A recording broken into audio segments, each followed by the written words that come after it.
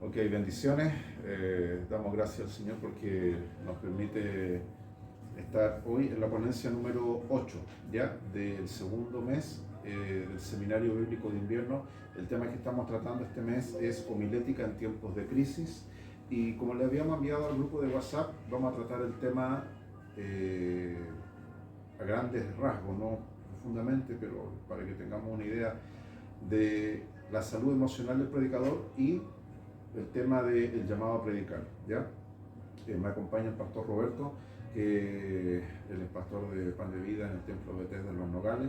Como yo le había anunciado a ustedes, vamos a hacer algunas grabaciones durante el mes de agosto también, aunque es otro tema que vamos a tratar sobre asesoramiento pastoral, consejería pastoral, ¿cierto? Y aclarar algunos puntos sobre consejería y ética de cómo tratar algunos temas dentro de lo que es la psicología pastoral, que a veces el término psicología es un poco molesto para algunos, entonces se usa alternamente con el término consejería o asesoramiento pastoral. La parte de psicología habla un poco más de la parte técnica, el dilema que siempre hay sobre si un pastor o un líder debe interferir en el tratamiento medicinal, que a veces mucha gente se congrega en nuestra iglesia y está con tratamientos médicos. Sea por un tratamiento, no un tratamiento médico de tipo biológico, por ejemplo, diabetes, ¿cierto? Un accidente, no, sino hablamos de tratamiento de medicina que tenga que ver con la parte psicológica, ¿cierto? Sí, claro. Sobre todo medicamentos que son inhibidores de la conducta. Eso es lo que vamos a ver en el mes de agosto. Un saludo a todos ustedes, ¿cierto? En regiones, a la pastora Tabita, a la pastora Victoria en Osorno, a sus familias, ¿cierto? Que están con ellos, ¿cierto? Nuestro hermano Marcelo aquí en Payaco, en la zona de Valdivia, a su esposa, su familia, nuestra hermana Sandra Mieres aquí en la zona de Victoria, en Pailahueque, a nuestro hermano Gabriel, nuestro hermano Gabo aquí en Maule, la zona de Colbún, ¿cierto? Su esposa, hermana Katy, su familia, más hacia allá, la zona cerca de Talca, siempre con nuestro hermano Jaime. Tenemos también aquí hacia la zona del Quisco, ¿cierto? La quinta región, la zona de la costa, nuestra hermana Jessica.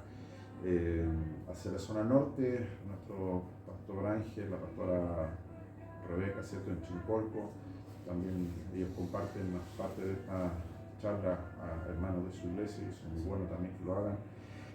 Aquí en Santiago, región metropolitana, bueno, los pastores que están participando del seminario, el pastor Carlos Carvajal, su esposa, nuestra hermana Katy, el pastor mismo Roberto, su esposa, personas que son de otros ministerios, de otras iglesias que nos acompañan, como nuestra hermana Minerva, ¿cierto? Aquí en Maipú, nuestra hermana Cecilia, nuestra hermana Paula, aquí en el Abrazo de Maipú, los hermanos de la Florida, ¿cierto? Que están participando también, nuestro hermano Ricardo, su esposa, su hijo, sus hijas, nuestro hermano Eliezer, Alexander, nuestro hermano Andrés. Bueno, no sé si se me va, pero la lista es larga, son como 32, 33 personas que están participando del seminario y agradecemos al Señor por ustedes por sacar tiempo del tiempo. Yo sé que todos ustedes tienen ocupaciones y es bueno sacar tiempo del tiempo, porque en el día del juicio final, cuando nos toque dar cuenta de todo lo que hayamos hecho, el Señor se va a poner contento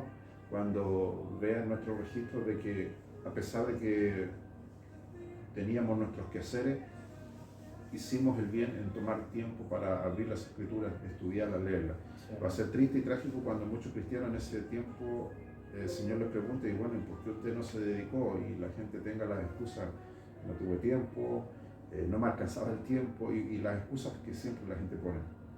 Cuando una persona saca tiempo del tiempo, es una siembra en el reino. De hecho, Jesús lo dijo, haceos tesoros en el cielo. La cuenta celestial debe estar abultada. Yo sé que algunos están en números rojos en cuanto a invertir en el tiempo, claro, de Dios, pero bueno, nosotros sabemos que estamos en tiempos difíciles, tiempos cruciales, y Dios va a demandar de nosotros esta simiente y este remanente del tiempo del fin, el tiempo. Eso a mí siempre se me enseñó desde joven, desde pequeño. El tiempo es algo que no se compra con el dinero y es lo más valioso que una persona le puede entregar al Señor. Es verdad, a veces nosotros conversamos coloquialmente de que pareciera que los tiempos son más cortos. Y uno cuando era niño tenía esa sensación, las tardes eran eternas, uno tenía tiempo hasta para hacer maldades, los tiempos eran distintos. Y la gente del mundo se da cuenta de eso y se asusta más cuando de repente escuchan estos informes de los científicos que dicen que los días se acortan, aunque para ellos son microsegundos, pero igual la misma ciencia lo avala, que el tiempo se acorta en tiempo de medición y en tiempo de sensación también. Cuanto más nosotros que estamos en Dios sabemos que poco tiempo, Pablo dice, redimiendo el tiempo, sacando tiempo del tiempo. El diablo es maestro en mantener a la gente ocupada en las cosas terrenales. Como pastor yo siempre me escucho con personas que ponen esa excusa y dicen, se me vienen tantas cosas en la mente cuando la gente me dice, una vez intenté corregir a un hermano producto del tiempo y me decía, ¿y usted va a pagar mis cuentas? Me decía, eso me salió con esa locura. ¿Y usted va a poner pan en mi mesa? Me dijo. Y a mí ya casi de repente se me trepa el viejo hombre, como digo, por la espalda, ya me estaba provocando. Y ahí yo le digo, pero hermano, si usted va a la iglesia, usted busca de Dios, levanta las manos, dice Jehová Jireh, y no se tiene que molestar conmigo por yo decirle, dedíquese a Dios. Entonces mucha gente que dice no puedo, o sea, dice no puedo. Qué importancia, pastor, tiene lo que usted habla. Bueno, la palabra dice que debemos aprovechar bien el tiempo que nos da el Señor y a todos los seres humanos el Señor nos da el mismo tiempo. Sí.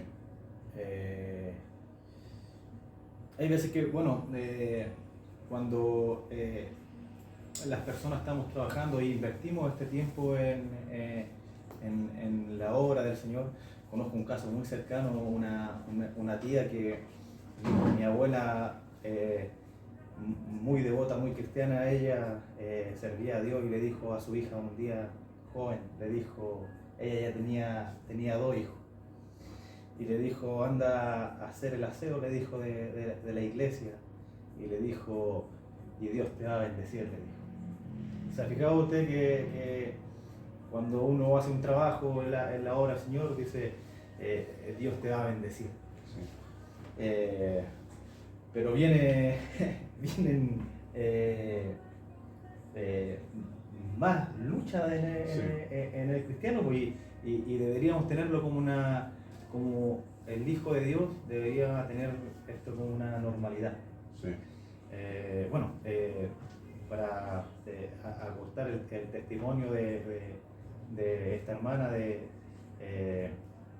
a los días después se entera que estaba embarazada. Yeah. Y le dijo a mi abuela, le dijo, esta era la bendición, le dijo que, bueno, ella no lo entendía en ese momento, Claro. pero hasta el día de hoy es la hija que más la apoya y está ahí en todo momento con esta mujer. Eso es, esa experiencia que vivió esta hermana es precisamente hacer tesoro en el cielo. Correcto. Este seminario tiene por objetivo el darles a ustedes las herramientas necesarias para tratar temas específicos. El primer mes vimos historia y cronología de la Biblia, que es básicamente algo que debe estar permanentemente estudiándose. El cristiano debe saber bosquejar las escrituras y leerlas, por una sencilla razón, porque los impíos son diestros en eso, diestrísimos. No sé si ustedes conocen al señor Salfate, no es mi intención hablar de él ni promover sus posturas, pero es interesante ver cómo este señor, Juan Andrés Salfate, que antes pertenecía al canal La Red y creo que ahora tiene un canal en YouTube, de hecho creo que lo tengo yo, porque yo uso mucho YouTube, Facebook, todo eso, pero como plataforma para predicar.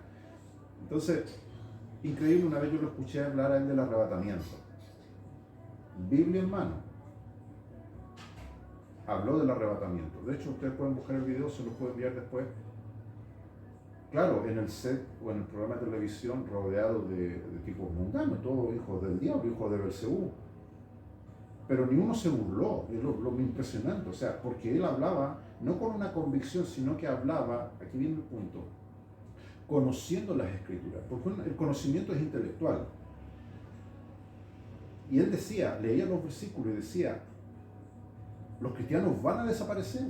De hecho, yo les voy a enviar el video para que vean cómo una persona no cristiana, porque él no es cristiano, él cree en una deidad superior, como muchos agnósticos que creen él fuma marihuana, él fuma ayahuasca, cree en los ovnis, o sea, tiene una ensalada en su ser, pero en el fondo busca la verdad, como mucha gente impía busca la verdad. La diferencia es que aún no la encuentran, ¿verdad? En el sentido que Jesús dijo, y fue el único que dijo estas palabras: yo soy el camino, la verdad y la vida. Exacto. Y no hay ningún otro que haya dicho esta verdad. Exacto. Ni Mahoma, ni Buda, nadie. Ni ningún otro hombre que haya pasado por esta tierra que haya dicho esa gran verdad. Lo impresionante de este hombre de Salfate, que es chileno, y hay mucho en cada país, hay gente como él, personajes de este tipo, que tienen sin duda un respeto por la palabra. Porque si tú ves su exposición,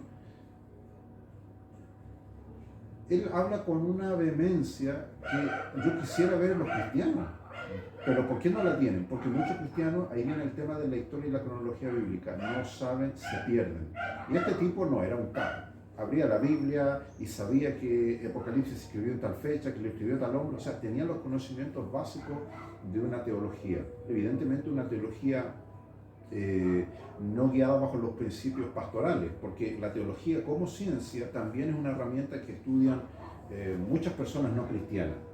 La diferencia de la teología bíblica, o sea, no la teología desde el punto de vista técnico, sino desde nuestra postura para alimentar al rebaño, es precisamente llevarlos al autor de la teología. ¿Se puede estudiar teología sin conocer el autor? Sí. Muchos de los movimientos LGTB, ahora se le añaden más I, más R, no sé cuántas siglas, porque están aglutinados tantas parcelaciones dentro de estos mismos movimientos. Muchos de ellos tienen teólogos que los asesoran a ellos. Lo más pasmante es que muchos de estos teólogos han salido de iglesias evangélicas. Yo he hablado de eso abiertamente hace muchos años. De hecho, cuando yo empecé a hablar de esto hace muchos años, cuando todavía no había ni Facebook, nada de esto, yo tenía páginas de blog que ahora las tengo todas alojadas en un solo servidor. Me recuerdo que es como decir que los cristianos, o sea, los que han salido de nosotros, le están dando las herramientas como para poder defender su postura. A eso quiero llegar. Y con escritura todo tergiversado, todo como un engaño. Todo el andamiaje teológico que ellos utilizan es porque lo han sacado de personas que han salido dentro del cristianismo. Cuando yo comencé a hablar sobre esto hace ya 10, 15, 20 años atrás, tenía que escribir con un seudónimo, anónimo, porque si yo ponía que era yo, se me iban a ir encima. Entonces yo firmaba todos mis documentos, mis escritos con el apodo Juez de la Luz, me recuerdo. No, y era terrible, me llegaban amenazas, porque yo hablaba, por ejemplo, de Troy Perry. Troy Perry, que todavía vive, fue un pastor de la Iglesia de Dios. Bien breve te resumo la historia, para que entendamos la magnitud de la irresponsabilidad de la gente que hoy está en las iglesias, sobre todo en autoridades que no quieren estudiar la Biblia. Porque si no la estudiamos, esta gente nos lleva a la delantera. Troy Perry, que fue un pastor de la Iglesia de Dios en los Estados Unidos, ¿cierto? Él actualmente es el fundador de una de las iglesias, o tal vez la iglesia de homosexuales y lesbianas y movimientos disidentes más grandes del mundo. Este hombre, luego de que él, siendo pastor, ¿cierto?, fuera descubierto por una de sus autoridades en una actividad, ¿cierto?, de homosexualidad, según su biografía, él escribió un libro que se llama Yo soy Troy Perry, el Señor es mi pastor y Él sabe que soy gay. Hizo una parodia del Salmo 23. Él cuenta en su libro de que él, luego de ser descubierto, obviamente deja a su esposa, deja a sus hijas, deja su ministerio y él se intenta tirar de un puente. Él en ese momento escucha, según dice él, una voz que Dios le dice: no lo hagas, yo te voy a usar, te amo tal cual eres. Y él se lanza entonces a hacer cultos con ese tipo de personas. Cuento corto, en San Francisco, California, donde está el nido más grande de este tipo de personas, él fue el que fundó el Día del Orgullo Gay, las marchas gay, fue el que hizo lobby para, con los políticos de esa época, hacer todos los derechos de estas personas. Fue uno de los primeros que sacó música, hay LP, vinilos, long play, de la época en que él sacó música con temática de ese tipo. Fue el que escribió el libro. Bueno, él ahora está casado, obviamente, ellos le llaman cónyuge. Cuando son dos hombres están casados no le dice su señor, le dicen el cónyuge, su cónyuge. Y él es un tipo muy respetado dentro del mundo, ¿cierto? De este tipo de personas. Ahora, usted diga, no, eso nunca ha contaminado. Hay cosas que usted se documente y lea. Cuando murió la esposa de Jim Baker fue uno de los fundadores del Club PTL, del Club 700, que es un club muy conocido que de hecho junto con el de Jimmy Swaggart tenían programas traducidos al español, incluso en TVN salían en esos años. Cuando murió la esposa de Jim Baker, Tammy, en su funeral, tengo entendido que el que ofició el funeral era uno de esos tipos de personas, de esas iglesias. Porque ella después cambió su postura cristiana, pentecostal, ¿cierto? El pentecostalismo norteamericano, a diferencia del pentecostalismo sudamericano, ¿cierto? Es mucho más fuerte porque nosotros acá tenemos esta visión del pentecostalismo criollo, ¿cierto? Pero voy a decirlo sin tratar de herir a nadie, pero no es ABC1. Aquí los pentecostales en Chile no son de la clase alta. La gente que pertenece a nuestras iglesias, que es pentecostal tradicional, es de estratos sociales bajos. Tú no vas a ver en la zona alta de la sociedad pentecostales. En Estados Unidos la diferencia está que el movimiento emergió, igual que aquí en Santiago, en Chile, en regiones, el pentecostalismo a inicios del siglo emergió de las iglesias que tenían gran conformidad con personas conformadas por zonas obreras. Pero después el pentecostalismo emergió, su pic fue el año 70, 80, y resulta que de ahí el pentecostalismo que nosotros tenemos en las zonas ABC1 no es el mismo pentecostalismo que está en las zonas no marginales propiamente tal, pero zonas ABC1, no es la misma, popular. Pero en Estados Unidos ocurre de que el pentecostalismo empezó, ¿cierto? Porque ellos exportaron el movimiento pentecostal a Sudamérica, pero en Estados Unidos pasó todas las barreras sociales. Yo puedo decir que Jimmy Swaggart, que sigue predicando y ya casi va por los 90 años, sigue siendo un pentecostal. El mismo Jim Baker, ¿cierto? Porque muere su esposa y él sigue con su ministerio, él sigue diciendo que es de postura pentecostal. O sea, habla en lengua, danza, creen en los dones. O sea, un pentecostal de tomo y lomo. Pero ellos ahora, por el nivel de envergadura de su ministerio y de su influencia, han alcanzado el nivel alto de la sociedad. En Chile eso no lo podemos ver. ¿Cuáles son las iglesias? Y estoy haciendo un paréntesis antes de entrar a la clase porque este tema igual a mí me importa. ¿Cuál es la influencia que tiene la iglesia evangélica en Chile? ¿Cuáles son las iglesias que están, por ejemplo, en el gobierno? La señora Evelyn Matei, para que tú sepas, ella es luterana. Los luteranos se consideran cristianos. Ella dice que es cristiana, que es evangélica. De hecho, en estricto rigor, en términos técnicos, los luteranos son los evangélicos puros, porque vienen directamente de la reforma de Lutero. Pero la iglesia luterana está más corrompida que la ramera del Apocalipsis, porque ellos fueron uno de los primeros disidentes dentro de todo el tema de la cuestión LGTB. Es increíble, pastor, disculpen, Sí. que, bueno, hace pocos días atrás salió un comentario del Papa Francisco hablando lo mismo que usted está diciendo ahora. Una persona gay se quería matar y él le preguntó al Papa que qué hacía y le dijo, no, si Dios te quiere tal cual eres, si tú eres así, si tú eres una persona así, sigue así. Claro. Pero lo más increíble no está ahí, sino que está, como dice usted, dentro de nuestra iglesia, saliendo de nuestra iglesia. ¿Me entiende? Sí.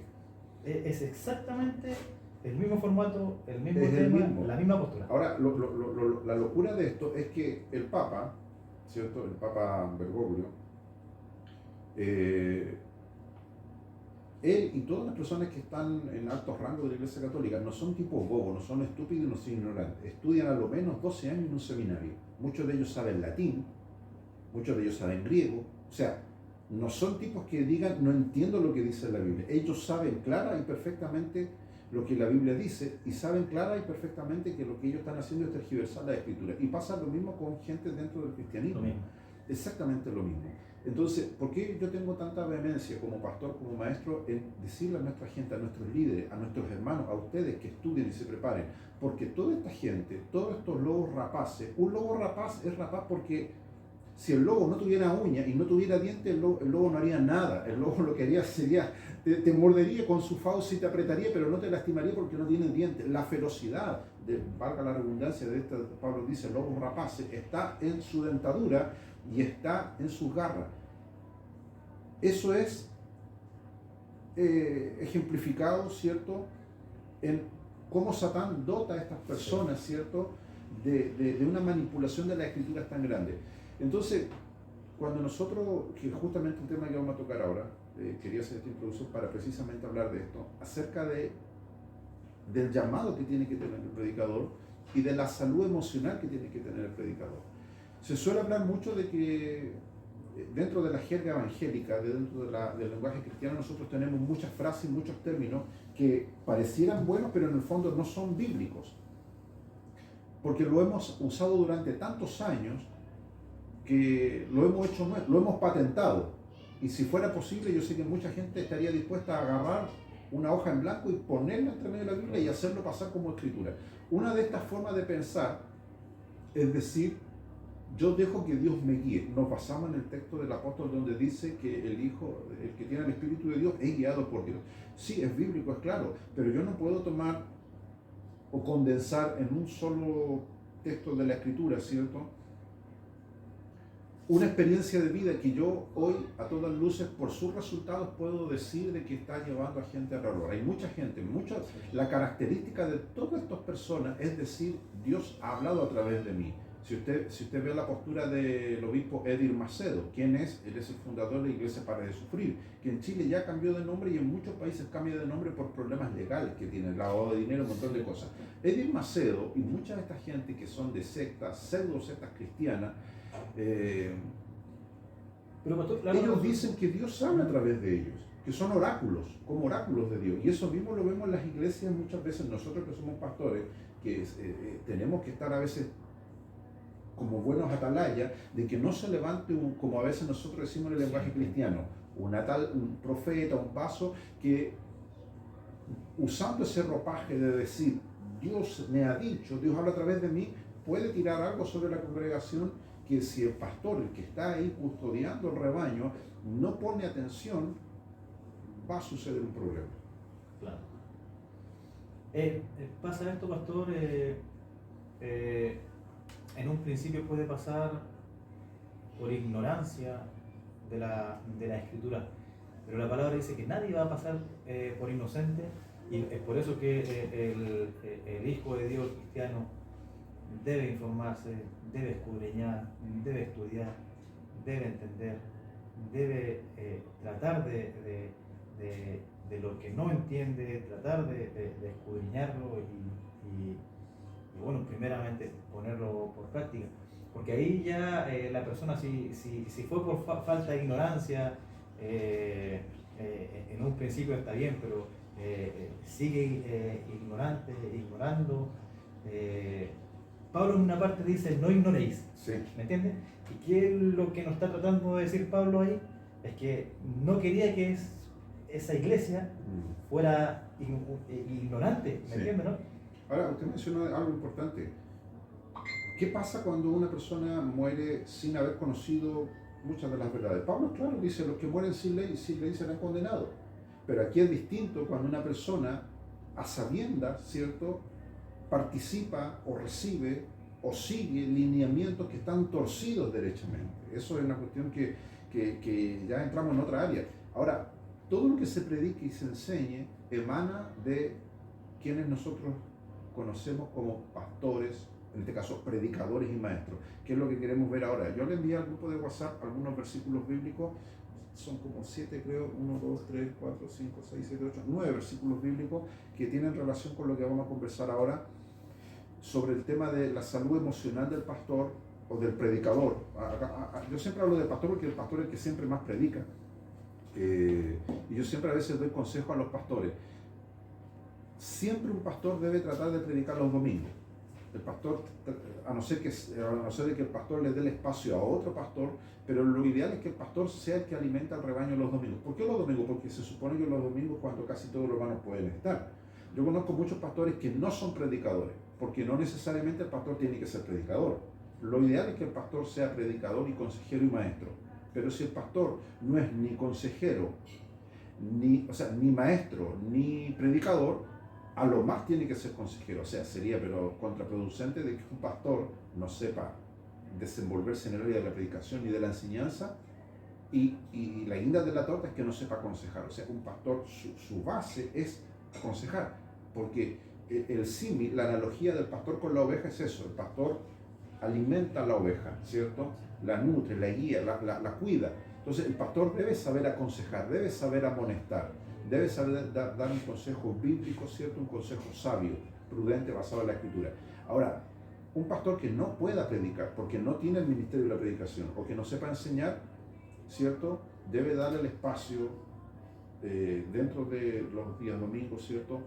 Desarrollar a un hermano o un líder dentro de su congregación bajo su supervisión, o invitar a otro pastor. Aquí viene también el tema de la polémica, que a veces con otros pastores yo los converso, de que ya no estamos en tiempos de tanta inocencia como tiempo atrás, donde no había peligro. Yo me recuerdo en la década de los 80, porque yo empecé a predicar en la década de los 80, cuando tenía 10 años, 11 años, en el 87, 88, si no me equivoco. Yo ya, en ese mundo infantil, pues yo ya veía a los predicadores. Tengo en mi mente, recuerdo cómo los pastores predicaban con una pasión increíble desde el púlpito. Y había celo, como sigue habiendo celo hoy, pero en ese tiempo un celo que era un celo, a ver cómo lo explico. No había problema en que un pastor invitase a otro hermano de otra iglesia, porque se sabía que el ambiente cristiano en general no estaba contaminado. Pero hoy lamentablemente, no importa el ministerio al cual nosotros apuntemos, hay malos elementos.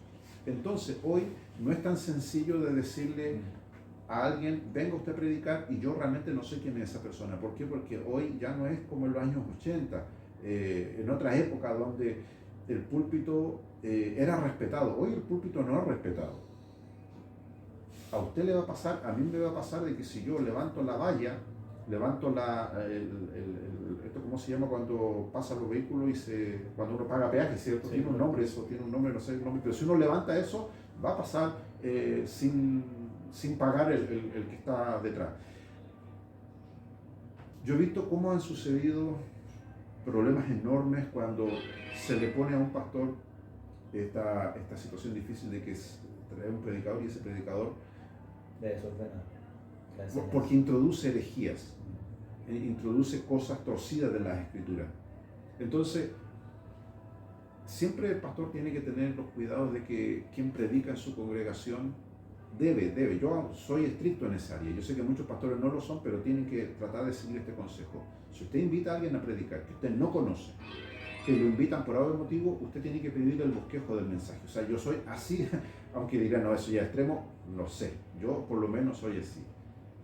Cuando yo he invitado personas de otro ministerio y me presentan y me dicen, vamos a invitar, yo digo, ok, ¿de qué va a predicar? ¿De qué va a predicar? Explíqueme, ¿qué es el tema que va a traer? Entonces, ¿por qué yo lo hago? Porque lo han hecho conmigo. ¿Y le molestó? Nunca me ha molestado. Perfecto. No debería molestar. No debería, ese es el tema. Si a mí me invitan a algún lugar, me dicen, obispo, tema libre, entonces yo predico un tema según Dios me lo entrega, ¿cierto? Pero si me dicen, este es el tema, yo no tengo problema en decir esto es lo que yo voy a tratar. Ahora, no es lo mismo predicar en una iglesia unitarista, o sea, antitrinitaria, y yo soy trinitario. O sea, si ellos me invitan sabiendo que yo soy trinitario, ellos saben a lo que yo voy a hablar. Una vez me tocó predicar en una iglesia católica.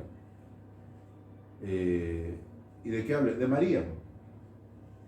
Hablé de María, hablé de la Virgen María. La hermana María. De la hermana María. Y fue una sorpresa para para el cura, el sacristán, el párroco, el monaguillo y todo lo que estaban ahí. Porque seguro tenían miedo, pensaron que yo iba a hablar de la gran ramera, lo que siempre el cristianismo ataca a la Iglesia Católica. No, yo les hablé de la Madre de Jesús. Fue una hermana. Claro, y ellos que entendieron. Que su vida normal. Lo que más les sorprendió a ellos fue que yo usara la Biblia. Porque yo después terminé de predicar y me bajé, y lo primero que la gente dijo, usted usa la Biblia, dijeron. Aquí el padre predica y nunca lo hemos visto usar la Biblia. Usan el libro que ellos tienen un libro, ¿cierto?, que viene siendo como el manual del pastor que nosotros utilizamos para la ceremonia. Bueno, pero el punto es el siguiente, nosotros dentro de un cristiano promedio, un cristiano normal, para mí, ¿qué es normal? O sea, que está comprometido con las cosas de Dios. Un cristiano promedio se congrega 7 a 10 veces mensualmente en una iglesia. Si tiene reuniones 3 veces a la semana o 2 veces a la semana, un cristiano promedio se reúne eso, de 8 a 10 veces mensualmente. Quiere decir entonces que un cristiano promedio escucha 10 mensajes o 12 mensajes mensuales. A eso le sumamos los consejos que el pastor le da. Ahora con el tema de las redes, de los computadores, muchos hermanos tienen esta manía, porque es una manía, la manía, y eso lo vamos a ver el próximo mes, la manía, cuando alguien dice tengo una manía, la manía es un condicionamiento psicológico. Ya eso lo vamos a ver, hay mucho que hablar sobre ese tema en el próximo mes. Las manías, ¿cierto? Todos los hábitos reiterativos, los hábitos compulsivos. Ya, hay gente que tiene esta manía de tener predicadores a la carta.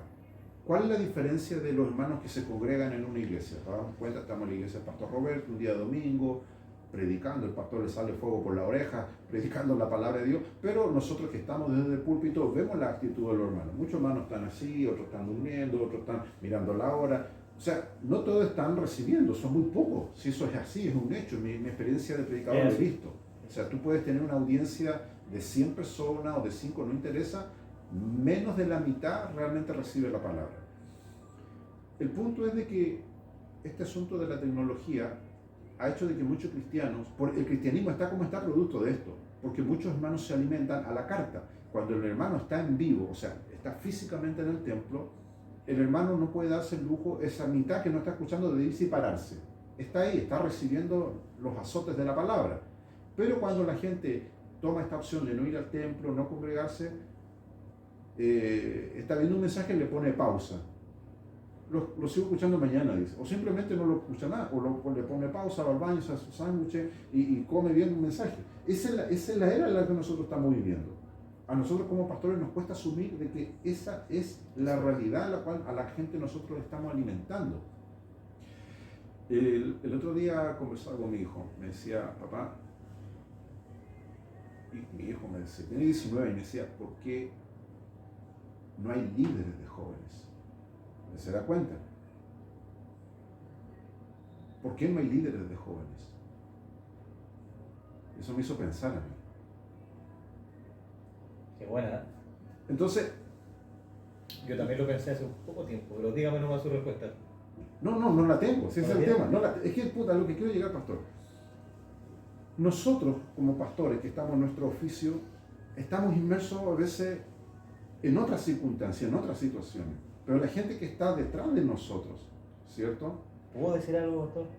Dígalo. Creo que lo conversamos nosotros en algún momento. Fuera de cámara. Fuera de cámara. Y una de la importancia de por qué, y esto lo reclaman todos los pastores, no hay jóvenes en la iglesia. Por eso cuando llega un jovencito del mundo lo cuidan y lo cubren, o no le dan tan duro al jovencito. Y está bien, es guagua, es niño, ¿me entiendes? No hay que darle leche no adulterada. Pero una de las razones que yo he visto es porque no estamos enseñando a nuestros pequeños, ¿me entiendes, no? A ser líderes. Sí. No le estamos entregando, predicando la palabra del testimonio de la verdad. Podemos ir a la iglesia, podemos sentarnos, escuchar, ¿me entiendes, no? Pero después, ¿qué somos, me entiendes, no? en Samaria, en Judea y hasta en lo último de la tierra. Sí. ¿Me entiendes, no? Entonces no se está predicando la palabra con testimonio, entonces los niños, los que van creciendo junto con nosotros dicen, ¿para qué voy a ir a la iglesia si mira cómo soy tú, mira cómo soy tú, mira cómo mi mamá, mira cómo mi papá, ¿me entiendes, no? Y no estamos predicando verdaderamente este evangelio. Podemos decir, no, pero si yo te hablo de la palabra, conviértete, vuelve a Cristo, te vaya a ir al infierno. Pero si yo no le predico a mis niños con testimonio, no voy a tener jóvenes en el evangelio. ¿Me entiendes? Y esa es una de las gran escasez. Por eso yo me alegro tanto de esta iglesia de Pan de Vida que está en Osorno, que partió trabajando con, Sí. con estos niños y adolescentes. Sí, porque es la visión de la pastora excelente. Es porque no es la visión de la pastora es lo óptimo, porque mucha gente piensa. Le hago una consulta. Sí. Para llegar a ser la persona que usted es hoy, ¿me entiende, no? Y el conocimiento que tiene y amar esta verdad, amar este evangelio, sí, Dios tiene que haber llegado a su vida y haberlo enamorado, ¿cierto? Primero. Pero también tiene que haber visto algo en su padre, en su madre, ¿me entiende, no? Que lo llevara a amar este evangelio, haber tenido líderes que no hay líderes porque no estamos viendo liderazgo tampoco, pastor. Sí, la base del llamado, de lo cual vamos a hablar ahora, tiene que haber un llamado, pero después de eso viene la pasión. Porque mucha gente habla del llamado, pero mucha gente tiene el llamado pero no tiene la pasión. Tiene que apasionarnos esto. Y la pasión, en términos... Y quiere saltarse. Quiere saltarse la escritura. Pero la pasión es entender cuáles son las metas o los objetivos que Dios nos pone. Yo no necesito la respuesta porque la respuesta me la dio mi hijo. Y yo lo quedé mirando, líderes, antes de que yo respondiera me dijo, sí me dijo. Yo le voy a decir por qué papá me dijo. Por ejemplo, no hay líderes de jóvenes que le enseñen a los jóvenes a luchar con su presión sexual, me dijo. Entonces, ahí yo entendí, aunque uno siempre lo ha entendido, pero el mundo, insisto en esto, el mundo en el cual nosotros vivimos ya no es el mundo de hace 5 años atrás, 10 años atrás, 20 años atrás, no es el mismo. Los jóvenes de hoy, todos los jóvenes que tienen 20 años, mi hijo tiene 19 años, los que tienen 10 años para arriba, mi hija tiene 14, ¿qué edad tiene su hija la mayor? 9. En un pestañeo va a tener 13, 14 años. Sí. En 5 años más, ella que va a tener 14 años, va a tener una percepción. Porque la sociedad, como lo hemos visto en otros cursos, la sociedad está compuesta por una amalgama de cosas que conforman la cultura. Y todo lo que conlleva la cultura, todo lo que conlleva la sociedad. Son grandes.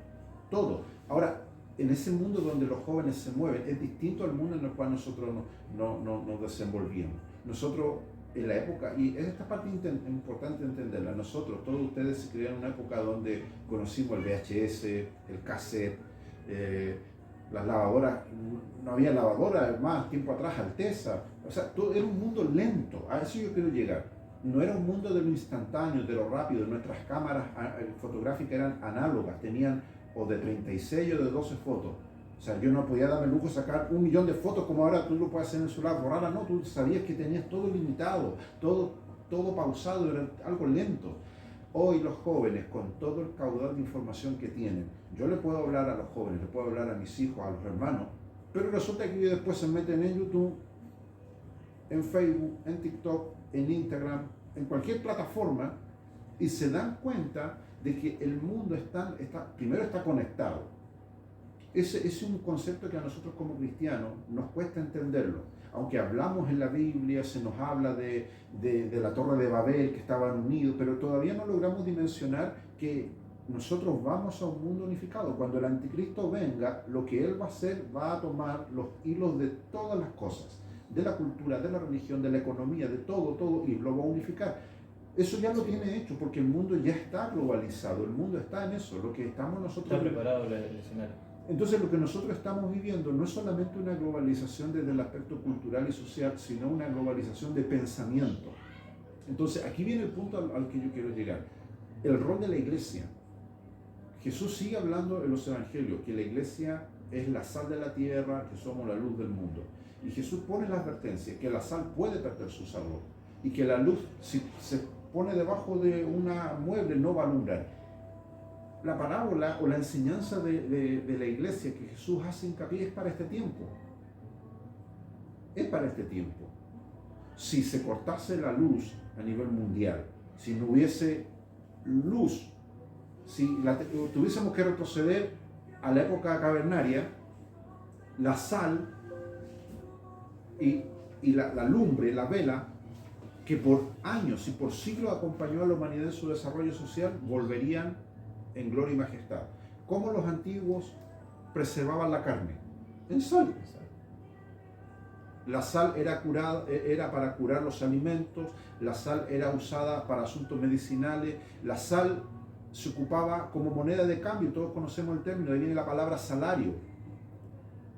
Entonces, cuando Jesús habla de la sal, habla de ese concepto, y cuando habla de la luz, no se refiere a la luz artificial, sino que se refiere a la luz hecha, ¿cierto?, de manera natural. Entonces, estos conceptos hablan de la iglesia, hablan de que la iglesia siempre va a estar vigente, a pesar de la época en la cual nosotros estamos viviendo. Yo sé que a muchos pastores ¿y ahí está, pastor? Les cuesta entrar en esta parte de conectar el mundo que, como nosotros lo vemos hoy, ¿cierto?, el mundo que estamos viviendo con el tema de la palabra. Y ahí hay una de las respuestas. Si nosotros, que somos la iglesia, no somos sal, no somos luz, y somos los encargados de alumbrar para que también otros puedan seguir este camino, ¿me entiendes? No los van a seguir. No. Ahora, lo importante es que nosotros tenemos nuestra simiente, orar por nuestros hijos. Porque se hace imposible, o sea, orar por ellos, porque uno. ¿Quién más va a ser líder después de nosotros? Yo sí, yo deseo y anhelo que la gente del mundo se convierta. Anhelo que la gente del mundo se convierta. Pero si Dios tuviese que hacer algo ya rápido, lo va a hacer con los nuestros. ¿Por qué Dios escoge a Pablo? Porque Pablo ya tenía toda la preparación. Tan sencillo como eso. Entonces, claro, esa preparación la adquieren nuestros hijos, ¿cierto? Y luego cuando ya les toca el momento de aceptar a Jesús en su corazón, van a tener esta palabra, ¿cierto? Sí. Van a tener herramientas para ser líderes y seguir avanzando, ¿cierto? En esto que sí le podemos dejar, en esta herencia que sí le podemos dejar, ¿cierto?, a nuestros hijos, ¿cierto?, a nuestros niños, y para que ellos sean, ¿cierto?, los próximos líderes, ¿cierto?, si es que Jesús no viene antes. El tema que tú tocaste recién, pastor, es importante. El tema del nuevo nacimiento, el tema de ser salvo, el tema de que Cristo reina en nuestro corazón. Les parecerá sorprendente a ustedes, pero muchos predicadores, mucha gente de la que está predicando hoy no es cristiana. No lo es. No es cristiana. No ha nacido de nuevo. Tienen conocimiento, pero no. Es como Juan Andrés Alfate. Es como esa persona. Es ahí donde va a llegar el momento, pastor, cuando el Señor diga, no los conozco. Exacto. Es que, Señor, en tu nombre echábamos fuera demonios, y tenían eso había tenían eso. Yo no me atrevería a decir que fueron dones propiamente tal, porque a esta altura la Biblia es clara de que Satanás era como la mujer esta que puede impostar. Son como los magos que estuvieron en la corte de Faraón. Como la que hablaba de Pablo cuando le decía, este es el Hijo de Dios que predica. Un espíritu de adivinación en la corte de Faraón. La Biblia dice que estos personajes hacían los mismos milagros que hacía Moisés. Es que ahí va donde ellos creen que ellos creen. Ellos creen. Por eso yo soy muy crítico de cuando voy a muchas iglesias. Falta esa parte, pastor, de decir, porque hay una parte muy importante en la iglesia que es el examen. Que es cuando nos dice el Señor, examínense. Examinados si estáis en la fe. Examinados si estáis en la fe. Y es una palabra que usted predicó hace poco tiempo, me tocó predicar esta palabra, me ha tocado estudiarla, y debemos, como iglesia, ¿cierto?, examinarnos, ¿cierto?, Examinarnos. para ver si realmente soy de verdad, porque la palabra dice que nuestra obra, lo que nosotros hacemos, tiene que pasar por el fuego. Tiene que ser pasada por el fuego, y lo que salga es lo que verdaderamente somos, ¿me entiendes, no? Y si no sale nada de ahí, ¿me entiendes? No quiere decir que no hemos sido nacidos de nuevo. Precisamente parte de la labor del pastor, de los pastores, hablo de los pastores que están bien, que están en Dios, ¿cierto?, que encausados en su llamamiento, es velar, es ser atalaya. La carta que vamos a leer ahora, Judas 1:19, la carta de Judas la escribió el hermano menor de Jesús, el medio hermano de Jesús, allá por el año 70. Hay fechas dispares, desde el 65 hasta el 80 más o menos, pero se sitúa más o menos por el año 70, la carta del apóstol Judas. No fue Judas el Iscariote, porque algunos piensan que Judas el Iscariote escribió esta carta. No fue Judas el Iscariote, fue Judas, hermano de Jesús, medio hermano de Jesús. Y esta carta es pequeña, tiene 25 versículos, y está escrita precisamente para alertar contra las falsas doctrinas y los falsos maestros, los falsos predicadores. Los 25 versículos se concentran en eso. El versículo 19 que vamos a leer ahora está dirigido a eso. ¿Cómo yo puedo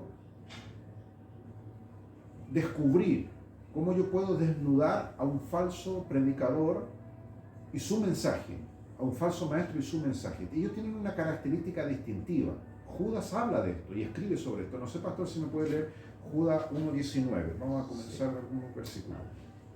Dice, estos son los que causan divisiones, los sensuales que no tienen al Espíritu. Ok. Este texto es muy polémico y no se lee. Muchos pastores tienen miedo de leerlo en la iglesia porque toca fibras sensibles. Yo he estado en lugares donde hay hermanos que lo leen a la rápida y lo leen mal. Dicen los sexuales y no dicen los sexuales. Yo he ido a iglesias donde leen tan rápido y después, en base a su mala lectura, dan una, entre comillas, exhortación que no tiene nada que ver con lo que el texto dice. No dicen los sexuales con referente a la sexualidad o a la genitalidad femenina o masculina, ¿cierto? No habla de eso. Dicen los sensuales. Y ahí viene la complicación para muchos. ¿Qué es ser sensual?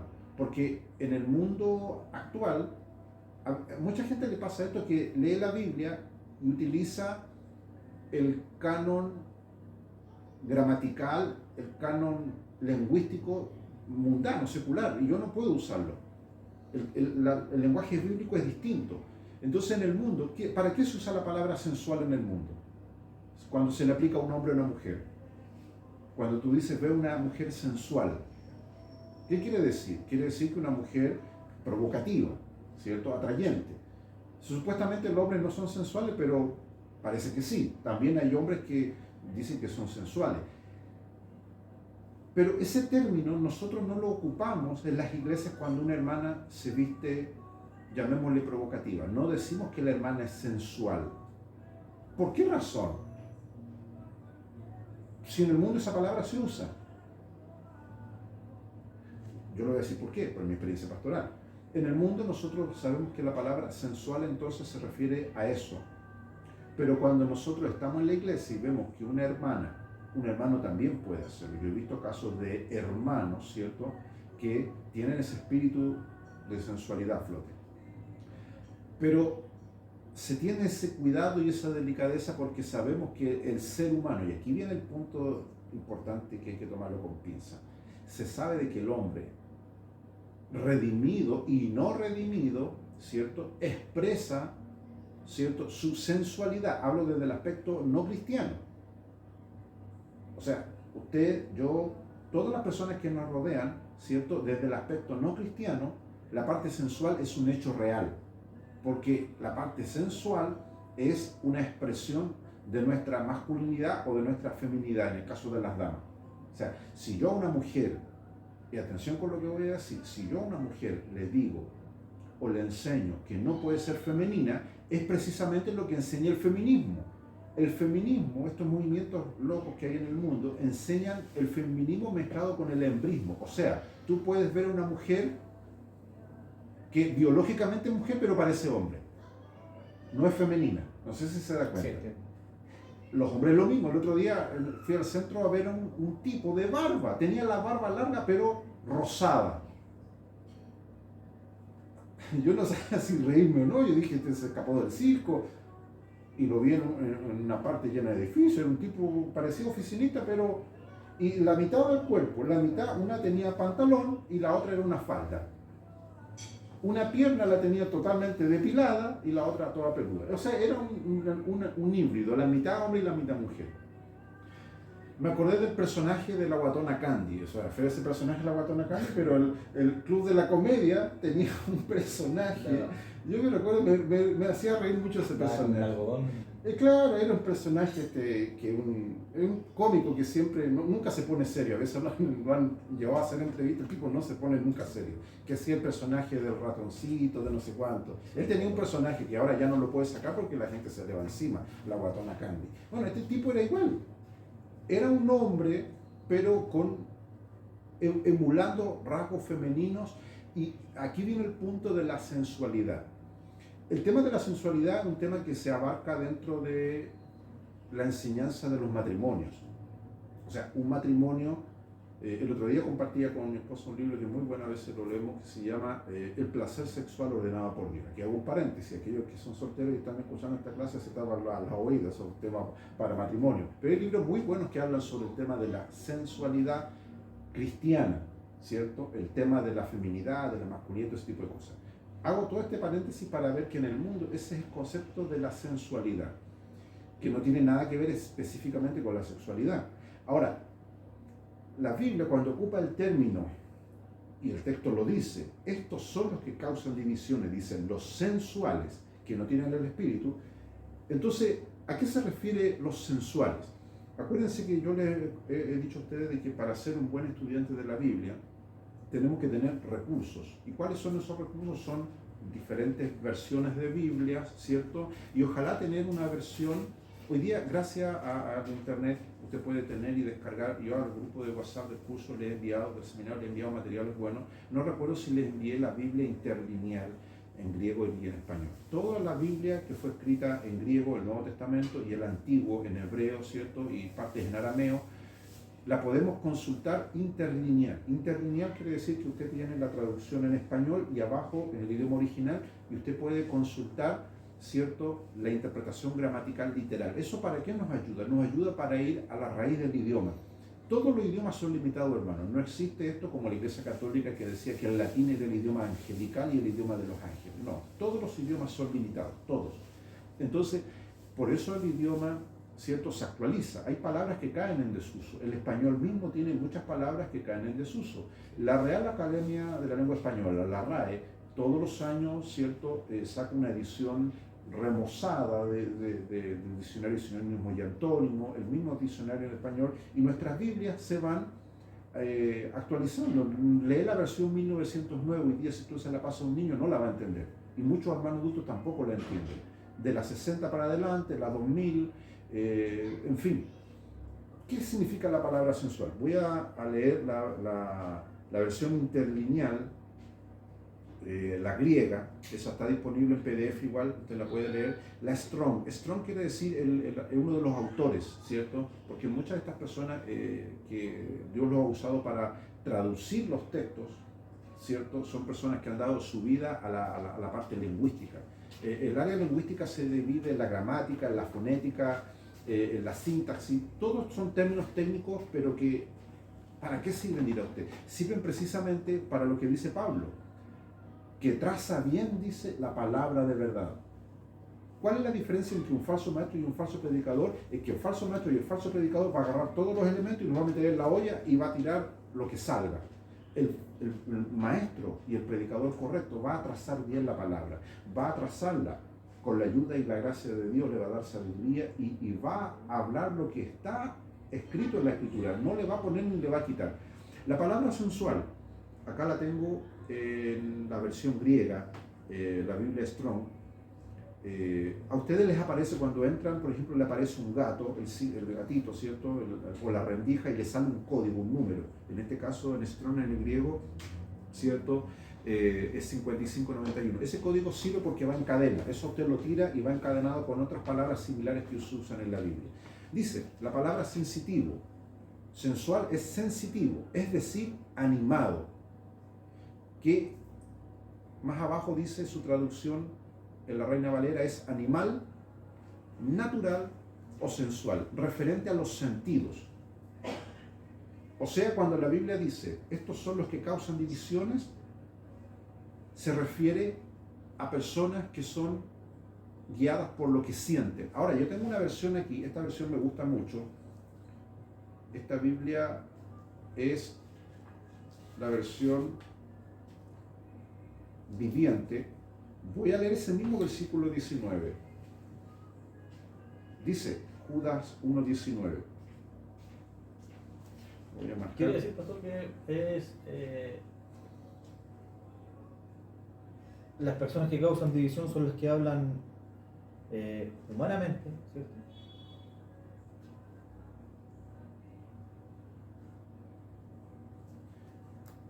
Ahí, pastor, si me lo puede leer, se lo marqué. Está en la Biblia, pero está muy viejita. Judas 1:19 lo va a leer en una versión extrayendo del griego algo más entendible. Fomentan discordia. Estos son los que causan divisiones, fomentan discordia, ¿sí? Les gusta todo lo malo del mundo y no tienen el espíritu. Los sensuales les gusta todo lo malo del mundo, porque son sus sentidos, se da cuenta, están conectados con el mundo. Entonces ya nos vamos dando cuenta entonces que la palabra sensual se refiere que la persona, sus sentidos. Humanamente.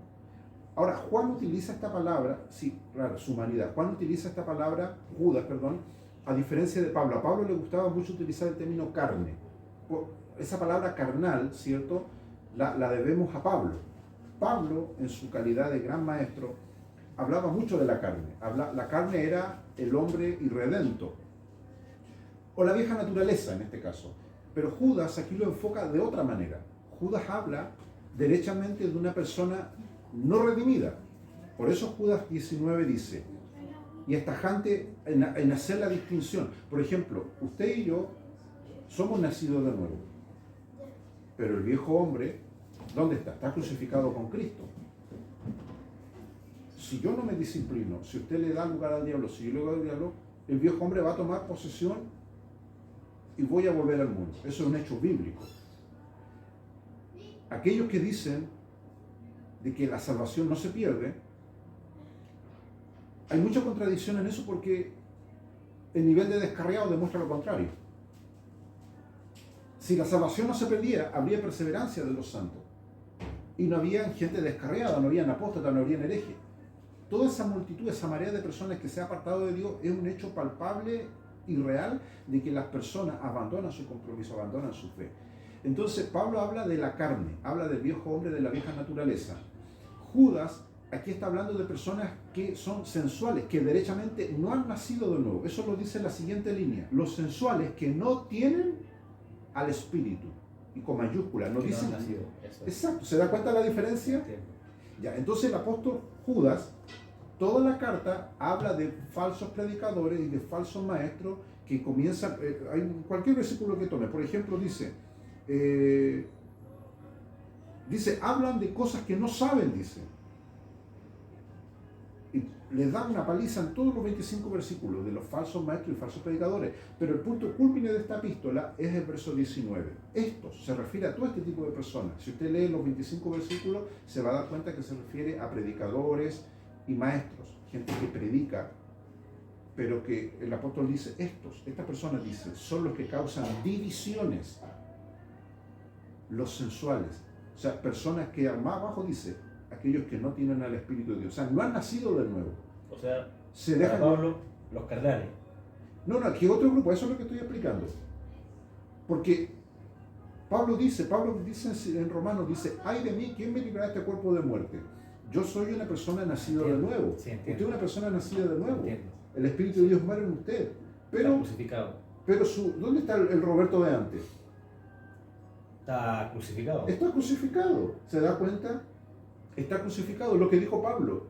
con Cristo estoy juntamente crucificado. Pablo nunca dijo, no, es que yo no sé, Saulo, ¿dónde estará? No. Estos son los que nunca han conocido. Esa es la diferencia. Por eso la epístola de Judas, y está en el orden. Yo aquí voy al tema de la cronología histórica. ¿Por qué Judas escribe esta carta antes del Apocalipsis, antes del tiempo final? Porque es una señal que nos da el escritor sagrado. Antes de que empiecen los juicios finales, va a haber una manifestación demoníaca por medio de estas personas. Personas no convertidas que van a comenzar a hablar de cosas.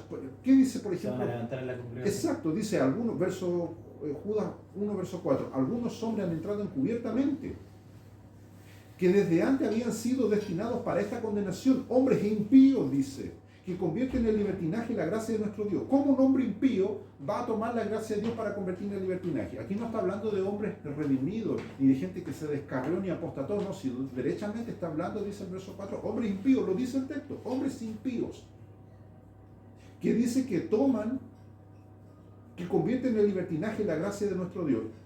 O sea, el tema del diablo, ¿se das cuenta? O sea, el diablo está levantando sus predicadores y los inserta dentro del reino para tomar, como por ejemplo dice, convierten en libertinaje la gracia de Dios y niegan a Dios el único y soberano y a nuestro Señor Jesucristo. Tres ejes que se distinguen de un falso. Sí. Cuando usted no escucha a un predicador, si un predicador, a eso que a usted le gusta escuchar por YouTube, Facebook, Internet, Instagram, TikTok, no habla de la gracia de Dios, elimínelo.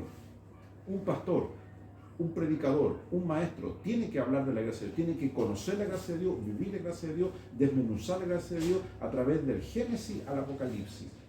Tiene que hablar acerca de Dios. Dice, estos niegan a Dios el único y soberano. O sea, ellos hablan de Dios, pero como una opción más entre tantas otras. Y niegan a nuestro Señor Jesucristo. O sea, la epístola de Judas es muy importante leerla porque nos empieza a hablar entonces de lo que habla de esto. Dice, es lo que hablaba usted el otro día, que dicen verdades, los demonios creen y tiemblan, Satanás habla verdades, pero siempre entre medio hay un adorno, hay una mentira, hay una levadura, como lo dice la palabra, y mucho de ese rebaño se guía por la mirada de las multitudes. Las multitudes lo atraen a decir, sí, ahí está la palabra, ahí está el Señor, ¿me entiendes, no? Y es por eso que nuestra iglesia se ven con poca gente, ¿me entiendes, no? Se ven iglesias chiquititas, iglesias pequeñas, ¿cierto? Y como lo hablaba el otro día, Ponencia 7, ¿cierto? La gente, ¿cierto? Se va porque tiene comezón, ¿cierto? Comezón de oír, pero a falsos ¿A dónde van? Ahí está, ¿a dónde van? ¿A dónde van? Van allá. Van allá. ¿Se da cuenta? Porque piensan que ahí hay una bendición, que en la multitud está la bendición. Entonces, la palabra lo dice, la raíz de todos los males es el amor al dinero, y quieren tener esa parte de esa bendición, y que si Dios me bendice va a ser esa la bendición. Pero, pastor, mire, usted mismo lo dijo, van allá. Lo que esa gente, lo que estos hermanos no se dan cuenta, que a donde ellos van, lo que hacen es precisamente lo que dice Judas 1, verso 4. Convierten en libertinaje la gracia de Dios. La gracia de Dios, hermano, pastor, hay un concepto tan errado de la gracia de Dios soberana, se respeta, es solemne, es un yugo. Muchos de estos hermanos, el otro día vi un caso de gente que dice, me voy a esta iglesia porque me voy a una iglesia donde Dios se sienta. El problema de muchos cristianos es ese. Me gusta la iglesia viva, dice. Claro, pero el problema de muchos hermanos es que, mire, yo le voy a decir algo. Yo no lo digo para atemorizar a nadie ni ser fanfarrón. Yo no suelo sentir a Dios. Mentiría. Pero tampoco me preocupo. Yo le digo, no estoy muerto espiritualmente. No, yo tengo algo metido aquí de 100 a 100. Dios requiere de mí frutos. ¿Le sienta o no le sienta? Correcto. Yo me pongo a pensar, nuestro hermano José, que estuvo casi 20 años preso en la cárcel, ¿habrá sentido un cariño de Dios en ese aspecto? No. Cuando nuestro hermano Noé recibe la orden, que parecía más una burla que una orden de parte de Dios a un viejo inservible de casi no sé cuántos cientos de años, hazme un arca. Abraham mismo, cuando le dice, haré de ti una gran nación, todos ellos escucharon en ocasiones puntuales la voz de Dios, pero de ahí no se ve que ellos hayan tenido un ágape permanente. Entonces, hoy nos encontramos con muchos hermanos por ese problema. Y eso es lo que pasa, que cuando el Señor nos manda a través de su palabra a hacer algo, ir a predicar, ¿cierto? Sentimos la opresión, ¿cierto? Sentimos opresión y sentimos dolor, ataque, ¿cierto? Sí. Entonces, eso es lo que está hablando usted. No siento eso porque siente opresión, pero sabe que dentro de eso tiene que estar los frutos dignos de arrepentimiento, Sí. Obedecer a Dios, a lo que nos manda. Sí. Este versículo que hemos leído, Judas 1, verso 19, dice que los que causan divisiones son los sensuales. Yo porque choco con las personas que dicen que quieren ir a una iglesia donde según ellos sientan a Dios. Ahí usan la palabra, ellos mismos la usan la palabra, sentir, que viene de los sentidos.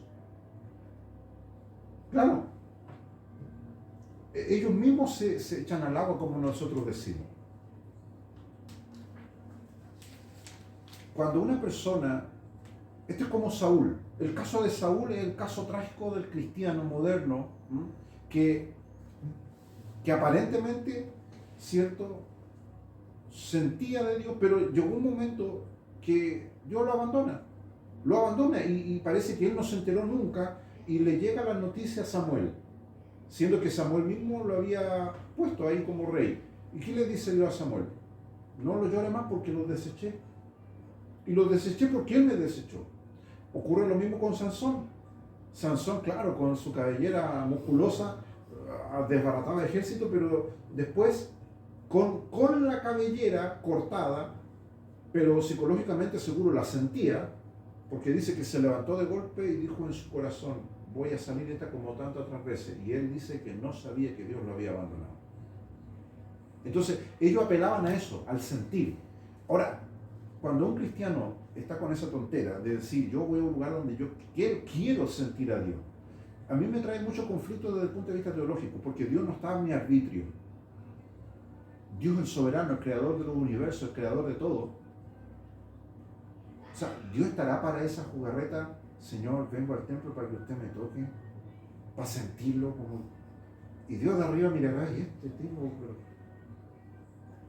Ese es el tema. Una persona que no tiene convicción, una persona que no tiene compromiso, cae en ese juego infantil de guiarse por los sentidos, porque el texto lo dice, Judas 1.19, estos son los que causan divisiones, los sensuales, los que se dejan llevar por sus sentidos. Usted y yo ahora no somos guiados por nuestros sentidos, porque tenemos al Espíritu. Esta gente no tiene al Espíritu. Aquí dice, los que no tienen al Espíritu. Ahora, si yo tengo al Espíritu de Dios en mi vida, ¿qué rol cumplen mis sentidos? Ninguno. Porque Jesús lo dijo en San Juan, que el Espíritu, se refiere al Espíritu Santo, el Espíritu nos guiaría toda verdad y toda justicia. Entonces, ¿qué función cumplen mis sentidos? El Espíritu los guía. El Espíritu los guía, esa es la diferencia. Cuando el Espíritu no está... a la disposición del Espíritu. Exacto. Entonces, muchos hermanos, en muchas iglesias, bueno... Esto es lo que pasa, dice. Tú, segunda Timoteo, ¿sí? Segunda Timoteo 1, 3, tú puedes sufrir penalidades como buen siervo, buen soldado de Jesucristo. Exacto. Son las cosas que realmente vive un hijo de Dios. Sí. Estas penalidades, tenemos sufrimientos físicos, espirituales y también emocionales. Quiero hacer un paréntesis, porque a veces cuando explico esto mucha gente queda con la sensación, este pastor es frío, no siente a Dios, ¿no? El tema con los sentidos es tan sutil que es por ahí, porque mucha gente dice, ¿cómo Satanás entró en Judas? Entró por los sentidos. Satanás era tan astuto que empezó a estudiar a Judas. Y la Biblia dice, hay un incidente cuando entra la mujer con el alabastro de perfume y lo quiebra a los pies de Jesús. Dice que Judas pensó en su corazón, pero apelando a sus sentimientos, ¿qué dijo? Esto se hubiese vendido y se lo hubiésemos dado a los pobres. Claro, parecía un sentimiento loable. Y hay muchos hermanos que piensan así. No, el pastor se equivocó. Hubiera tomado una decisión porque lo que yo siento, eso es lo que Judas dijo.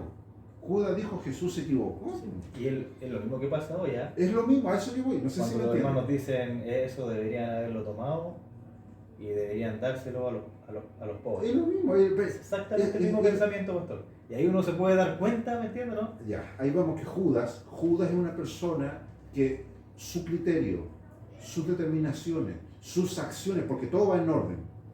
La acción, o sea, tu comportamiento no es espontáneo, parte de una forma de pensar. Tú piensas, analizas, determinas y todo te va llevando a una conclusión que después te lleva a actuar de esa manera. Entonces Judas actuó de esa manera porque el primero lo pensó. Y Satanás hizo su jugada. Y en todo ese trayecto están involucrados los sentimientos, lo que tú sientes. ¿Cuáles son los sentidos? Parecía una clase infantil. 5. Gusto, tacto, vista, oído. Los sentidos son los canales que nos conectan con el alma y el alma con el mundo exterior. Ahora, la Biblia nos da una paliza permanente con respecto a eso. Dice que no debemos mirar, ¿cierto?, las cosas de la tierra, sino las cosas del cielo.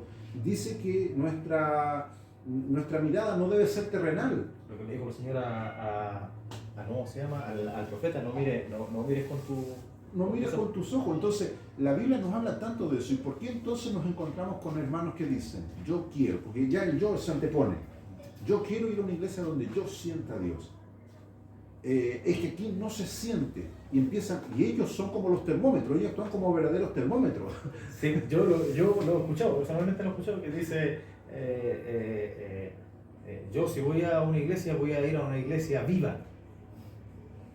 Pero en realidad el que tiene que estar vivo soy yo. Pero ¿qué es una iglesia viva? Ahora, para ellos es cantar, saltar, por eso digo, es un danzar, error, pastor, es un error, es una ignorancia, y disculpe que sea fuerte en decirlo. Es así, eso es el pensamiento que... Cuando Pedro, el apóstol Pedro, dice que somos edificados como piedras vivas, la palabra viva en el original significa importante. O sea, dentro del edificio está la piedra angular, que es la piedra principal, y después hay piedras que son, usted que conoce de construcción un poco, sabe de que hay elementos dentro de la construcción que son esenciales, no pueden no estar. O sea, si usted hace una tabiquería, Pilares. y no, sé que no le pongáis, hermanito, tal, lo amarramos con una cuerda de zapatilla. No, te saca usted salir abajo. Entonces, usted sabe de que puede improvisar si quiere, pero hay cosas que son elementales en el edificio. Entonces, cuando Pedro dice piedras vivas, se refiere a importantes. Entonces, hay personas que están tan empapados de sus sentidos, como dice Judas 1.19, los sensuales, sus sentidos, y tú los ves en eso porque les gusta eso, lo visual, lo emotivo. O sea, les gusta un templo con gente, con luces, con coro. Esa es una cuestión netamente de sentidos. ¿Por qué? Porque si un cristiano conociera un poco de historia cristiana, se daría cuenta que el culto, la liturgia, o sea, el culto público, lo que nosotros hoy gozamos, cientos de cristianos, millones a través de siglos, no lo tuvieron. Correcto. Entonces hoy día vemos hermanos que se quejan por meras estupideces, por boberías, por tonteras. Ya me están haciendo enojar. Y la historia cristiana nos demuestra que muchos de nuestros hermanos adoraban en las catacumbas, en los cementerios, en los bosques, en las penumbras de la madrugada. No tenían una alabanza como para poner y alabar, y yo me gusta esta alabanza porque aquí yo siento la presencia del Señor, ¿me entiendes, no? Entonces lo que ocurre es lo que al principio de la introducción estuvimos hablando, pastor. Lo que nosotros vivimos hoy es la enfermedad de la era posmoderna. La era posmoderna es todo el tiempo de la modernidad ha traído males terribles al cristianismo. Porque yo estoy seguro de que si usted el día de mañana, yo el día de mañana, citamos a nuestras ovejas a hacer un culto a media pampa, sin llevar ninguna comodidad, toda la vieja al tiro, pero pastor, no hay confort. Va a ir mi esposa nomás. Claro, es que los bichos, la hormiga, que el sol, o sea, la lista sería interminable. Ahora, no hay que irnos tan lejos a siglos para atrás. Primera Guerra Mundial y Segunda Guerra Mundial. 1914, y la Segunda Guerra Mundial terminó, si no me equivoco, en 1945. Montones de años el mundo fue masacrado por 2 guerras mundiales. Les voy a dejar como tarea, lea cómo las iglesias cristianas en Chile mismo, qué hicieron, y en muchas partes del mundo, cómo adoraban a Dios. No hay que irse tan lejos a la Primera y Segunda Guerra Mundial. ¿Qué ocurría en los años 80, en los años 70, cuando el Sendero Luminoso hizo pedazo Perú? ¿Qué ocurría en Chile mismo antes del 73? ¿Y qué ocurrió después? Cuando en este país, por las situaciones que todos conocemos, las libertades estaban restringidas. Y la iglesia llena de gracia y de unción. Y hoy que tenemos todo a favor, todo, los cristianos viven en un relajo, en una flojera, en una comodidad espantosa, que lo único que hace el diablo es sobarse las manos y se levanta el diablo y dice: ¿a quién le corro mano hoy día? Porque los tipos se ofrecen voluntariamente para eso. Bueno, pastor, para no... Y lo dice la palabra. Sí, aquí mi esposa me está diciendo que estamos en la hora y ni siquiera agarramos un puro versículo, pastor. Vamos a la mitad. Sí. Vamos a tomar un solo versículo y después vamos a dejar pendiente. Okay. ¿Le darán permiso, pastor, para venir el Sí, lunes, yo no? estoy con permiso. Ya está con tarjeta de oro. Estoy con permiso, así que... Entonces, para vigilia, estoy con permiso para vigilia, así que no hay problema. Igual vamos a tener que el lunes seguir. El lunes vamos a estar a 20... a ver, déjeme ver el calendario, 31. Y el lunes le daríamos término al tema, porque ya después en agosto tomamos otro tema. Pero me gusta conversar con el pastor y bueno, y con todos los pastores que nos apasiona este tema de analizar a las escrituras lo que estamos haciendo y viendo. Vamos a leer, pastor, en Marcos 3:14, si me lo puede leer. Marcos 3:14. Sí, Marcos 3:14. Hablamos, lo que estamos conversando es la salud emocional de los que predican y el llamado pastoral. Este versículo involucra a grandes rasgos las dos cosas. Una persona, ya hemos visto estas personas, porque Judas habla de falsos predicadores y falsos maestros, hemos visto de que estas personas lo hicieron sin haberse convertido. Usted, con solamente ocupar este versículo 19, mucho otro más, pero solamente esto usted ya tiene mirando la parte emocional del que está hablando, si está convertido o no, por los intereses que tiene. Tan sencillo como eso. O sea, si usted escucha a un predicador, un hermano que está hablando de Dios, pero el tipo no está convertido, se le va a denotar en sus sentidos, en dónde están puestos, ¿cierto?, sus intereses. Es tan sencillo como eso. ¿Qué dice Marcos 3:14, pastor? Y estableció a 12 para que estuviesen con él. Marcos 3:14, ¿cierto? Sí, y después, para que estuviesen con él. Y para enviarlos a predicar.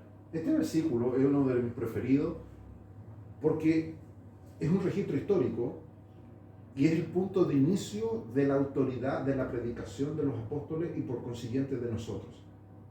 Dice Jesús: y estableció a 12. No es que agarró una tómbola, porque muchos piensan: no, este pastor, ¿quién te nombró pastor? No, como una vez Dante Gebel lo dijo. Sí, Dante Gebel dio a muchas personas una vez que dijo: este tipo, no sé hacer con él, lo nombró pastor.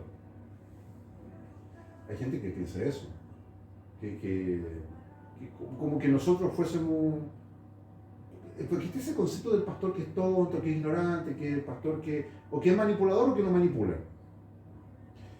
El pastor va a gastar mucha de su energía en rebatir esas cosas. Yo siempre a los pastores les aconsejo: no se defiendan, no importa lo que digan. Usted no gaste su preciada vitamina en rebatirle a nadie. Sí, usted sabe que lo llamó. Claro, si usted está claro en qué nos llamó, nosotros debemos abocarnos netamente a empaparnos de la Escritura y cumplir con nuestra misión. Pero hay muchos pastores que pierden tiempo. A mí, yo a veces me pego un zapping por YouTube y veo como pastores ya que son viejos, que llevan años en el ministerio, haciendo YouTube para defenderse.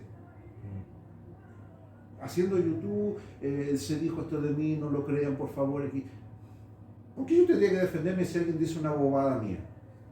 No me preocuparía. Gastaría su tiempo. No, por eso gastaría mi precioso tiempo. No lo Estaría haría. aprovechando el tiempo. Claro, entonces yo no lo haría. Siempre de mí, yo sé que se han dicho cosas feas, difamación y todo, pero no me preocupa. Yo digo, no sé, a lo mejor ese tipo tiene un póster mío ahí en la pieza, le tira dardos, no sé, pero no me quita el sueño eso. Dentro de nuestras congregaciones pasa eso. No importa si la iglesia es grande o pequeña, siempre el pastor o el que predica en este caso, porque a veces, insisto, estamos hablando de los predicadores, la gente se molesta con los predicadores. Por las cosas que los predicadores dicen, cuando son realmente encausados por la gracia de Dios. La imagen del predicador popular es una cuestión que ya vimos que cae en Judas 1:19. Claro, porque no tienen el espíritu, son sensuales, pero parte diciendo el versículo que son los que causan divisiones. El origen de todos los problemas es que está predicando una persona o está hablando una persona que no tiene el espíritu de Dios en su corazón y que es sensual, ¿cierto? O sea, está siendo gobernado por sus sentidos. Marcos 3:14 entonces nos habla de que Jesús estableció a 12 para que estuviesen con él y la misión era enviarlos a predicar. A mí me cuesta trabajo creer de que Jesús esa noche, no sé, se despertó así como de estos gatitos recién paridos, los ojos pegados así, Jesús todo su pelo chascón, y ya tú ven para acá y vayan a predicar. Imagínense que la palabra lo dice, y abarca tanto, dice que estableció ahí. Ahí viene, allá, en términos teológicos eso se llama la escuela. Esa es la escuela. Eso es una escuela. Y muchos se saltan ese Por eso dicen, Dios me envió a predicar, pero no han tenido ningún tipo de formación. Dice que Jesús lo estableció. ¿Qué establecer? Volvemos al tema de la construcción, que usted tiene conocimiento de eso. No tengo conocimiento sobre construcción, pero sí sé de que tiene que haber un fundamento. El fundamento es para establecer algo. Claro, tiene que hacerse los pozos, las excavaciones, para que se establezca el edificio. Dice que no los envió a predicar, primero los estableció. Si usted quiere saber si la persona que predica en su iglesia o al que usted oye, por el tema de YouTube y todo es muy impersonal, insisto, a no ser que sea un predicador de larga data, pero usualmente muchos de los que nosotros vemos no sabemos si realmente están establecidos, lamentablemente no, pero los que son de cerca, los que usted conoce, tienen que haber evidencia de que están establecidos con Jesús. Ahora, ¿cómo estos 12 apóstoles fueron establecidos? Ellos fueron obligados a dejarlo todo. Por eso Jesús les decía, sígueme. O sea, ellos tenían que cortar lazos con cualquier cosa que no les permitiera estar permanentemente con Jesús.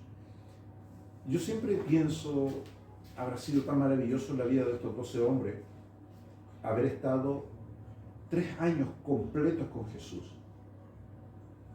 Él le enseñó a orar, le enseñó a hablar en público, Jesús no le enseñó a hacer milagros, porque la gente tan ignorante piensa eso, como que Jesús le dijo, mira Pedro, y tenés que tomar la oreja y decir esto, o hacer un tal lodo como yo lo hice. No, vemos que Pedro anduvo haciendo lo mismo que Jesús hizo. Es increíble lo que Jesús le dice ahí a Pedro, porque me imagino a Pedro que tenía su trabajo de pescador y siempre se quería ir a desviar, me imagino yo, sí, a ganar plata tratando de ir a pescar, pero los señores le decían, Pedro, y te lo entrenaba de nuevo, y ahora te voy a hacer pescador de hombres, le decían. Sí. Entonces siempre el Señor te saca de un mundo, y ahí es cuando le dicen, Señor, nosotros lo hemos dejado todo. Pero pastor, ahí viene el punto. Este versículo ya entra en el área del llamado a la predicación. Nosotros como pastores, y los mismos hermanos que a veces ven gente que predica, a veces muchos que predican se autopromocionan, dice, y no es malo decirlo, Dios me llamó a predicar, ok, pero ¿cómo tú lo demuestras? Y ahí viene mucha gente contando cuestiones fantasiosas. Fantasiosa en el sentido de que no tienen un fundamento. Las experiencias son lindas, sí. Yo no pongo en duda de que mucha gente ha tenido experiencias con Dios. Epifanía, voces, luces, visiones, no importa.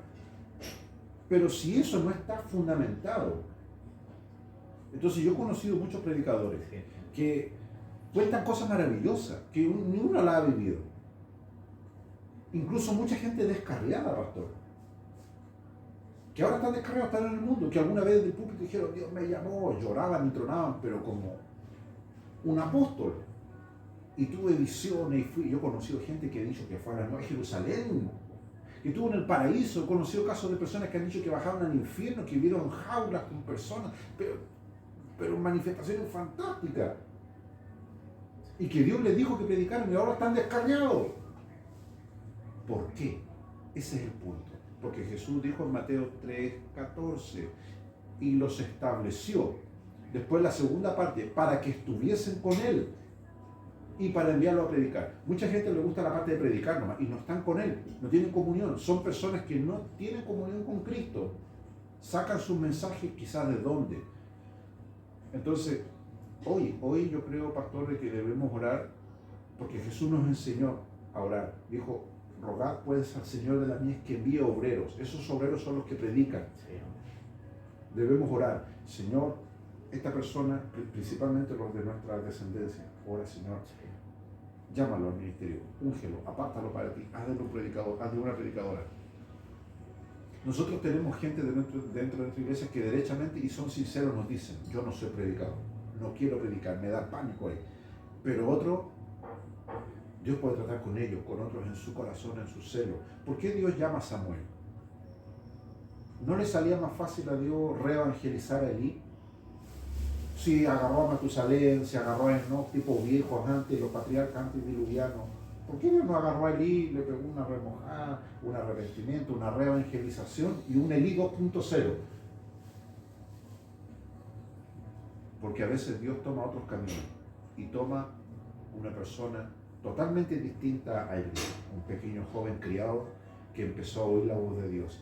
Entonces, cuando una persona recibe el llamado para predicar, tal vez muchos de ustedes que están escuchando, que están siendo parte del seminario, o algunas personas que les van a compartir cómo lo están haciendo con esto, mucha gente a veces ha sentido el llamado a predicar y rehuye. Mucha gente se dedica a hacer otras cosas, su trabajo, todo, pero dentro de eso no pueden huir del llamado que Dios les ha hecho de predicar. Y vemos a través de la Biblia cómo los profetas, muchos de ellos hablan de su propia experiencia. Hay un profeta que escribe de eso.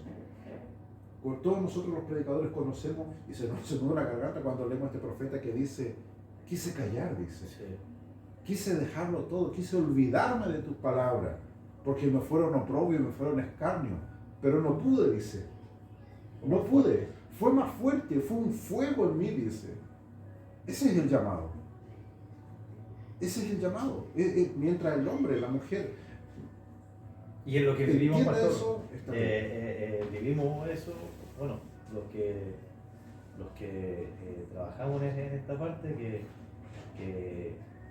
que si hay momentos fuertes o presiones, y bueno, personalmente no sentimos así, no debe ser siempre, pero hay momentos que son fuertes. Sí. Pero hay algo que no puedo, porque no puedes, sí. ¿Entiendes? ¿No? Que sabes que este trabajo tienes que hacerlo. Sí. De eso mismo lo vamos a tratar, de eso mismo. Y tenemos sí.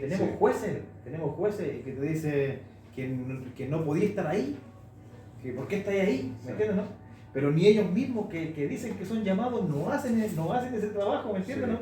Sí, porque, punto uno, porque o tienen el llamado, porque el llamado parte con lo que Jesús dijo, llamó hacia lo que Él quiso, dice, y lo estableció. Esa es la parte inicial del llamado, cuando empieza el llamado, pero después el llamado de por sí tiene que estar concluido. Tiene un establecimiento. Claro, establecerlo, dice establecerlo, o sea, aprender todo lo que sea relativo al oficio de predicar y enseñar, y después para que estén con Él, la comunión, la permanencia, y después salir a predicar. Y ese es el esfuerzo, pastor, que muchas veces no se hace. No se hace. Y que ha agotado ese llamamiento. Ya, pastor, leemos el último versículo. Está saliendo lo rico en la cocina. Me dan ganas de terminar la... Estamos en la hora, ¿cierto? Ahí el pastor me está diciendo que sí. Hechos 5:42. Y el otro versículo lo dejamos para el lunes. ¿Sí? Sí. Léame Hechos 5:42. Dice, y todos los días en el templo... Dice, y todos los días en el templo y por las casas no cesaban de enseñar y predicar a Jesucristo. Ya, este versículo yo lo uso mucho para arrinconar a los hermanos que les gusta el tema de que la iglesia, y quieren decir, hagamos esto en la iglesia y cambiemos esto. ¿Y sus casas cuándo? ¿Por qué no puede hacer un culto en su casa, hermano? Sí, mire, ¿sabe qué? Y lo digo como experiencia porque sí. lo hablé con el pastor Carlos hace muy poco, lo hablé con mi esposa, no sé si lo hablé con el pastor Carlos, pero creo que sí. Y lo dije en la iglesia, sí, ahora que me acuerdo, lo dije en la iglesia, de poder ir a hacer culto hogar. En los hogares. Creo que hay una bendición linda ahí, de poder llevar la palabra a los hogares, porque sencillamente hay hijos, padres, familiares, descendencia que no van a la iglesia, y ahí ganaríamos. Eso es lo que dice Hechos 5:42. Esto es antes de que aparezca Pablo. De hecho, ahora la reunión va a ser en la casa de la pastora Liana. Ya. No vamos a tener disponible el templo, pero va a ser la reunión en la casa de la pastora Liana. Allá va a ser. Y así va a ser en distintos hogares, y sé que la palabra no va a volver vacía. Este versículo que nosotros leímos, de Hechos 5:42, es después de que Pedro y Juan sean perseguidos, ¿cierto? Y dice que salieron, en el verso 42, y salieron de la presencia del concilio, Pedro y Juan, dice, gozoso de haber sido tenidos por dignos de padecer afrenta por causa del nombre, se refiere al nombre de Jesús. Y todos los días, Pedro y Juan y los hermanos, en el templo y por las casas, no cesaban de enseñar y predicar a Jesucristo. Vemos entonces en el libro de los Hechos un registro histórico de las andanzas de los apóstoles, de los predicadores, de los diáconos, de los evangelistas. Dice que predicaban a Jesucristo, porque siempre ha sido ese el eje. Hay mucha gente que son detractores de los predicadores del evangelio. Yo tengo muchos detractores, pero yo sé que hay predicadores que son populares porque no predican a Jesucristo. Yo te puedo tocar cualquier tema contingente, técnico incluso, psicología, temas de moderno, todo, pero siempre voy a terminar hablando de Jesucristo. El problema con muchos de otros predicadores que tienen buena labia, buena argumentación, todo bien, pero no hablan de Jesucristo. Jesucristo es un accesorio en su mensaje, no es el eje central. Aquí dice que ellos no cesaban, o sea, no se cansaban permanentemente en el templo y por las casas no cesaban, no dejaban de enseñar y predicar a Jesucristo. Vamos a tener que llegar nosotros en esta época a eso, ya que muchos hermanos, y ahí podemos darnos cuenta. no quieren ir al templo, hay que ir a buscarlo a las casas. Así no, hay que hacerlo. Y ya es distinto, porque si no nos dejan entrar a las casas, uno, ¿qué va a hacer? ¿Qué dijo Jesús? Cuando no nos dejaron entrar a una ciudad, a una casa, ¿qué dice? Sacudid el polvo de vuestros pies y ya tú quedas libre. Diga la frase que iba a decir. Se olvidó. Que ese debe ser el mensaje del Evangelio, Jesucristo.